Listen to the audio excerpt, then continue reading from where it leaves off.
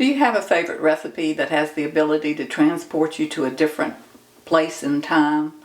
For me, it's peach cobbler. It reminds me of church lunches and family reunions. And that's what we're going to be making today, is this simple and easy peach cobbler. Hello and welcome to Cooking and Storing with Ann and Wayne. We're glad that you decided to join us today. We hope you'll enjoy this video, and if you do, please click on subscribe, like, and share it with your friends. It'll help us to continue to make more videos. So let's get transported back in time and make this peach cobbler.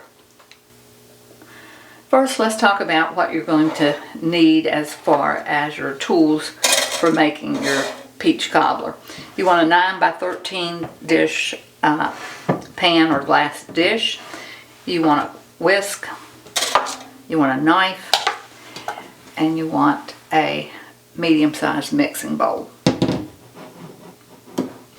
So first thing we're going to do is preheat our oven to 350 degrees. Then we're going to take our butter and slice it into cubes. It doesn't matter what size, just chunk it up and put it in your dish. Then you're going to put the dish in the oven and let your butter melt while your oven is preheating. And if your butter gets a little bit brown, that's even better.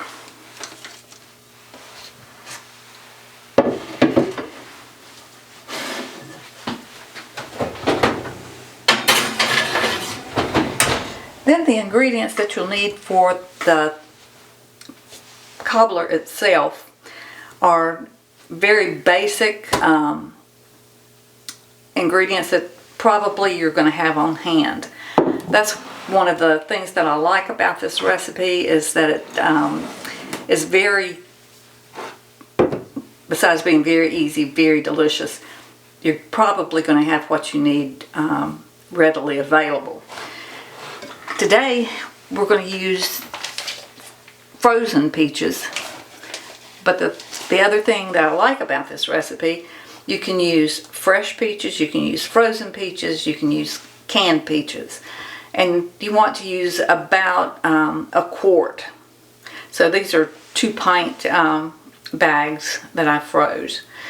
And then you want a cup of milk, a cup of flour. Some people use a cup of sugar. I like mine a little less sweet, so this is only 3/4 of a cup of sugar. This is about a teaspoonful of lemon juice and a teaspoonful and a half of pure vanilla extract. So what you do is put your, wanted to say you can use self-rising flour, you can use all-purpose flour, but if you use all-purpose flour, add 2 teaspoons of baking powder to it. You can also use a cup of Bisquick or any kind of baking mix that you have.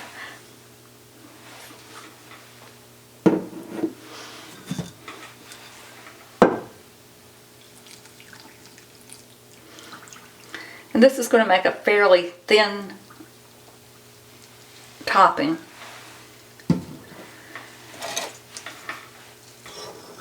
So it's not going to make a thick crust on your cobbler, but it'll make a nice thin crust, so your peaches can be the star of the show and not the crust. So you want to just whisk this together, and if you don't get all the lumps out, that's okay.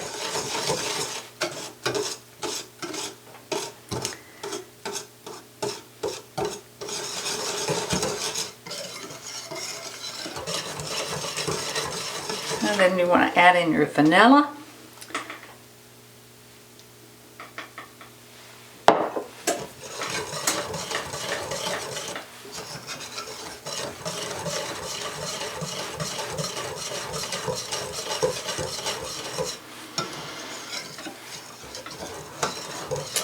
Then when we take our pan out of the oven, we put our crust on the bottom, and it will rise up to make a nice thin crust over your peaches. So next, when it comes out of the oven, we'll open our peaches. We'll pour this in, and then we'll open our peaches and put those on the top. Then we'll just kind of drizzle our lemon juice over the peaches. The reason for the lemon juice is just to kind of brighten the flavor a little bit. And that's how simple this recipe is. Now we've got our butter out of the oven. We're going to take our batter and pour it into the bottom of the bowl.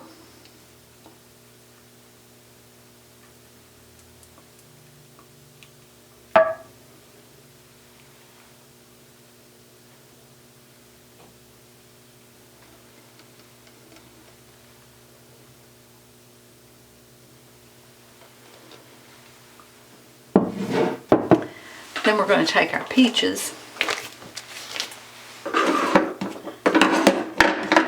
These peaches that I froze last summer, I used our food saver vacuum sealer and put them in these bags.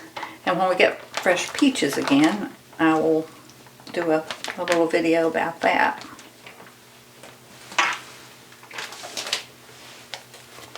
It's important that you don't stir this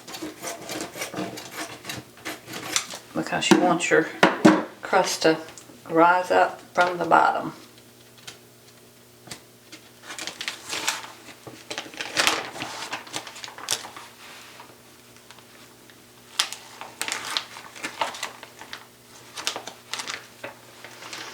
Don't stir it, but it's okay to take a spoon or a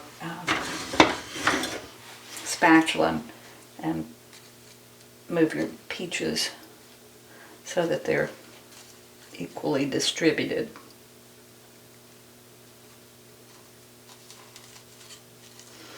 And depending on your oven, this will take 40 or 50 minutes. Again, that's 350.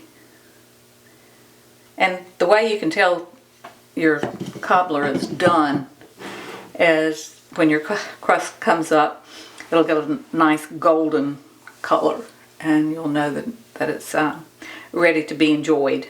So I hope you enjoy this. Let me just add that it's really good with a scoop of vanilla ice cream. So here's our finished cobbler. Smells delicious. Thank you for visiting Cooking and Storing with Ann and Wayne. If you've enjoyed this video, please consider clicking on subscribe and the little bell, and you can be notified when we post new videos. Also, it'll help you find the ones that we already have posted.